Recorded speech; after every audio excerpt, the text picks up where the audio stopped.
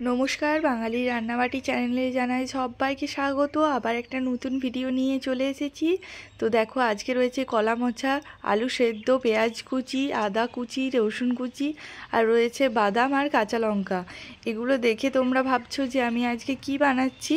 তো চলো তোমাদের সাথে আজকে শেয়ার করব একদম একটা ইউনিক রেসিপি। প্রথমে আমি কড়াইয়ের মধ্যে সর্ষের তেল দিয়ে রসুন কুচি ও আদা কুচিটাকে ভেজে নেওয়ার পরে দিয়ে দিলাম পেঁয়াজ কুচি, লঙ্কা কুচি, তারপরে দিলাম হলুদ, লঙ্কার গুঁড়ো, তারপরে দিয়ে দিচ্ছি এখানে কলা মোচাটা কিছুটা ভেজে নেওয়ার পর আমি আলুটা সেদ্ধ করা আলুটা আমি হাতে করে ভেঙে দিয়ে দিলাম, আর উপর থেকে দিয়ে দিলাম লবণ, আর দিয়ে দিলাম বাদাম।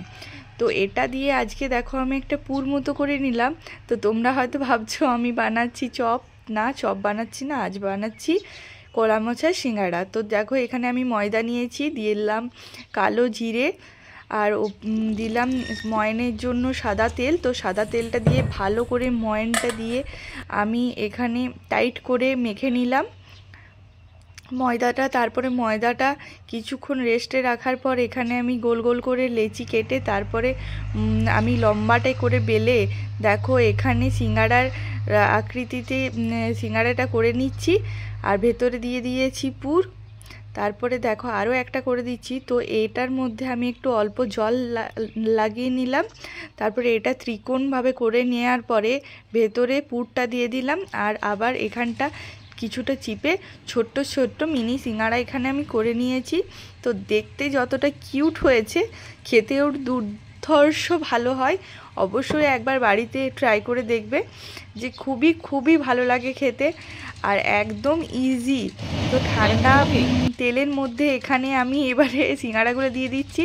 আর সিঙ্গাড়া ভাজার জন্য একদম লো টু মিডিয়াম আঁচটাই রাখতে হয়, তাছাড়া সিঙ্গাড়াতে দিতে দিতেই সেটা পুড়ে যাবে।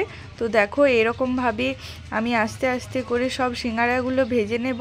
তো বলে রাখি যে আমার চ্যানেলে যারা নতুন বন্ধু আছো তারা চ্যানেলটা প্লিজ সাবস্ক্রাইব করে ভিডিওটা একটা লাইক করে দাও। তোমাদের সাপোর্টের আমার সব সময় খুবই প্রয়োজন। আর তোমরা নিত্য নতুন কী ভিডিও দেখতে চাও অবশ্যই কমেন্ট করে জানাবে, আর ভিডিওটাও কেমন লাগলো অবশ্যই কমেন্ট করে বলবে।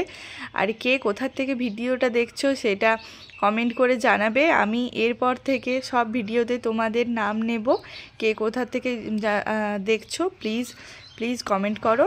তো দেখো, কথা বলতে বলতে তো আমার সিঙ্গাড়াগুলো করে নেওয়া হলো। তারপরে আমি এটা তুলে নিলাম।